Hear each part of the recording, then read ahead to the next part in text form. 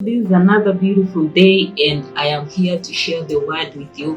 If you've been here with me all through, I'm grateful. And if you're here for the first time, please do click on the subscribe button. And for those who have been with me all through, did I say I appreciate you? I really do. And keep on watching. So today's topic is going to be about when God wants you to stand in the gap. Now, I am covering this because I realize that most of the time when God wants you to stand in the gap, most of the time, for most people, you'll have that impression within your heart that you just want to pray and you don't know what you're supposed to pray about. So you will end up praying until you feel relieved. But some people just pray a little bit and then they say, okay, I've done my part, or I'm feeling better now. So I'm saying this because as you advance in getting to know God or in your relationship with God, you'll find that there are cases where you get that burden. You feel like you want to pray about something. At some point, you can also get a dream about it before you get that burden to pray over it. So if in such cases, I believe that whether it comes through dreams or it comes through vision or it comes through just the feeling that you need to pray, most of us, we end up not doing everything that God wanted us to. And I'm saying that because you need to pray to a point where the burden is lifted off. How will you know it is lifted off? When you begin to get that peace, or you do not feel like you really want to pray about it, as in you get that inner peace concerning whatever you've been praying about. But if you happen to stop before that burden has been lifted, it means whatever God wanted to do, it's like you short-circuited it, or you've kind of hindered it to some extent from coming into being. If you wanted to prevent somebody from getting hurt, you'll find that yes, your prayer will have worked to a certain extent, but it will not have accomplished whatever God wanted to do. So basically what I wanted to say was that God always has something for you to do each day. He always has something within His will for you to accomplish each day. But it happens that we also have our own plans on what we want to accomplish within a day. So you find that instead of you helping to accomplish whatever you were supposed to be doing today in according to what God is doing, you end up like you're not doing it because you are focused on other things. Yet whatever God is doing demands your time, demands you to be in the presence of God. I'll just give an example, like in a scenario like God wanted you to pray for somebody maybe who was sick, or somebody who was going through a certain situation, but you did not take interest, so you just prayed a little bit. And after praying for a while, you stopped and began to pray your own prayers, thinking that you've done whatever you needed to do, or you feeling like you've achieved whatever you wanted to achieve, so you need to pray for other things. Yet what God had intended for you to do that day was to pray maybe just concerning that person or that situation that it is. So it seems like we end up like most of the time putting our needs ahead of what God needs. And it is not a good thing, because if He's God, He's the one who created you, He knows what you need. But when it comes to Him wanting to do things on earth and you were supposed to be used to do those things, you end up being stubborn because you want to accomplish your needs. Yet if you would have just committed yourself to doing whatever He wanted, for the period of time that he had allocated you to do that particular thing. You will have ended up accomplishing whatever he needed you to do.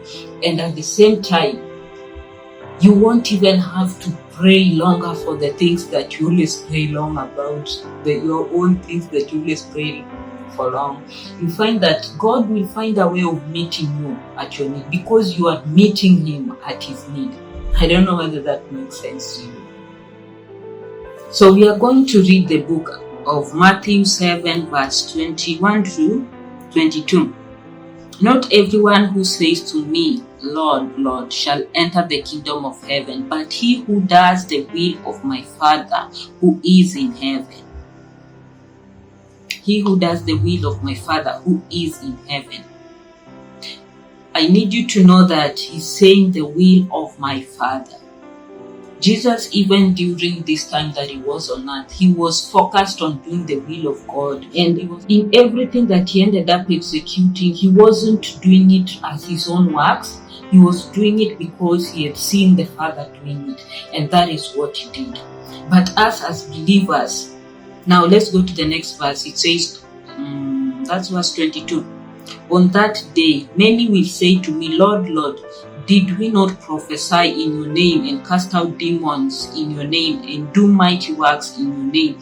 And then will I declare to them, I never knew you, depart from me, you evildoers. These are people who claim maybe to be saved. There are people who are going to church. There are people who are even powerful, I'm assuming, because they were casting out demons, prophesying and doing all those things. But if you look at it, all these things seems to have originated from their own strength, their own works. They were not inquiring from God like, what do you want done? Because God is always having a plan for each day. There are things that he wants to execute on earth.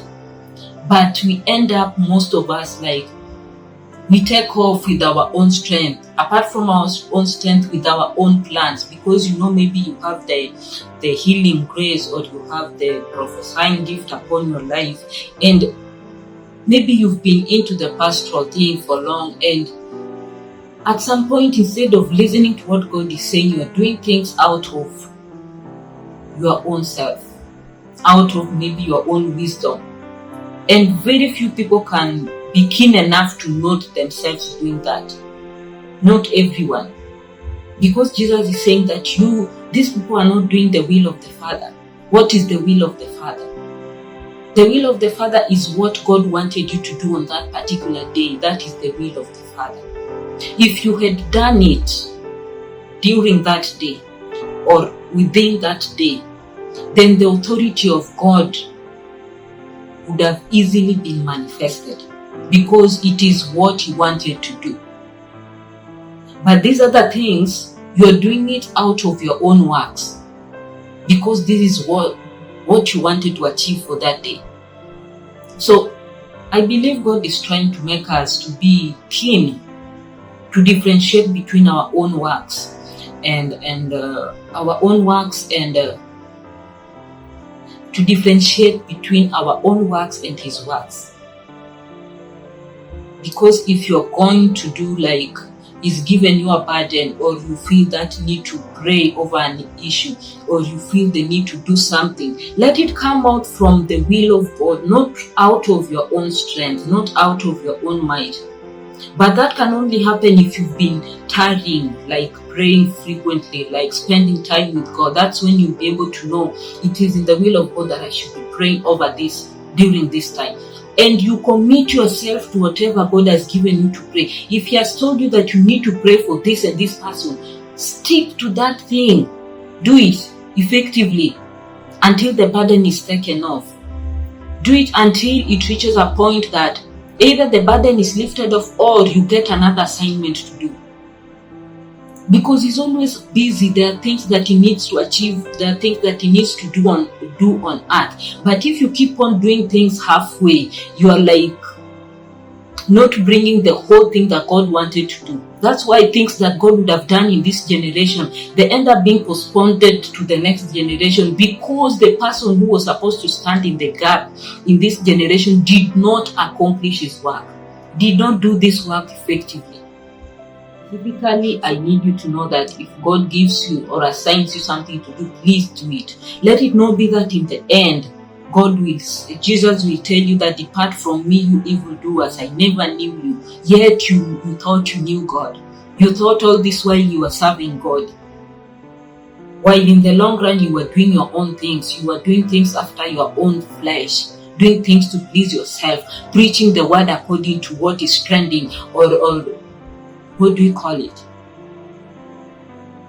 Just doing sermons according to what you feel like this is going to make people happy, instead of seeking and finding out like what is God saying during this period. Because I majorly specifically it reached a point where I started making sure that if I'm going to speak on YouTube, then it's better I speak something that I know that this is what God has been talking to me about, than coming to you with a topic that, yes, I can handle the other topics here, but I believe that whatever God is speaking in this season, that is what He wants to bring to you.